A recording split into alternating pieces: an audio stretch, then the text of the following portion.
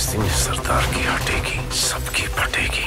বলিউডের ভাইজান সালমান খান নানা বিতর্কে জড়ালেও অনেকের কাছে তিনি এক দেবতার মতোই, কারণ বহু মানুষের পাশে দাঁড়িয়েছেন এই নায়ক। তার জন্য নাকি জীবন পেয়েছেন বহু অসহায় ও দুস্থ মানুষ। তবে এ নিয়ে কখনো কথা বলতে দেখা যায় না তাকে। করোনা মহামারীর সময় পুরো একটি গ্রামের খাদ্যের দায়িত্ব নিয়েছিলেন তিনি, এমনকি নিজের বাড়িতে অনেক মানুষকে আশ্রয় দিয়েছেন। এরই মধ্যে খবর পাওয়া গেল সালমান খানের কাছে নাকি টাকাই থাকে না, তার আয়ের ৯০% নাকি খরচ হয়ে যায়। তাহলে কি নায়কের উপার্জনের ৯০% মানুষের কল্যাণে চলে যায়?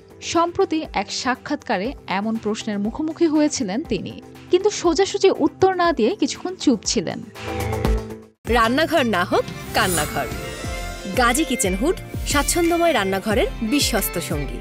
শেষমেশ হেসেই নায়ক বলেছিলেন ৯০% না হলেও বেশিরভাগটাই মানুষের উপকারে চলে যায়। তারপর জানান তাদের বাড়িতে প্রতিদিন অনেক মানুষ সাহায্যের জন্য আসেন। তার বাবা সেলিম খান একের পর এক চেক সই করে দেন। কারো চিকিৎসার খরচ, কারো অপারেশনের টাকা কাউকে ফেরানো হয় না।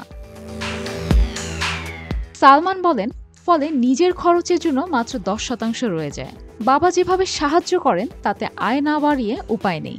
বিং হিউম্যান থেকে যে মুনাফা আসে সেটাও মানুষের সেবায় চলে যায়। সালমান খানের মানবিকতার উদাহরণ বলিউডে প্রচুর। অনেকের ক্যারিয়ার তৈরি করেছেন, অনেককে অর্থ সাহায্য দিয়েছেন। অর্জুন কাপুরকেও একসময় নিজের কাছে রেখে প্রশিক্ষণ দিয়েছিলেন, যদিও পরবর্তীতে তাদের সম্পর্কের টানাপোড়েন দেখা দেয় ভাবি মালাইকার জন্য। তবে সেসব এখন অতীত। বর্তমানে সালমান পুরোপুরি ব্যস্ত বলিউডের ভবিষ্যৎ গড়ে তুলতে। মেরিন আমিন, জিটিভি নিউজ।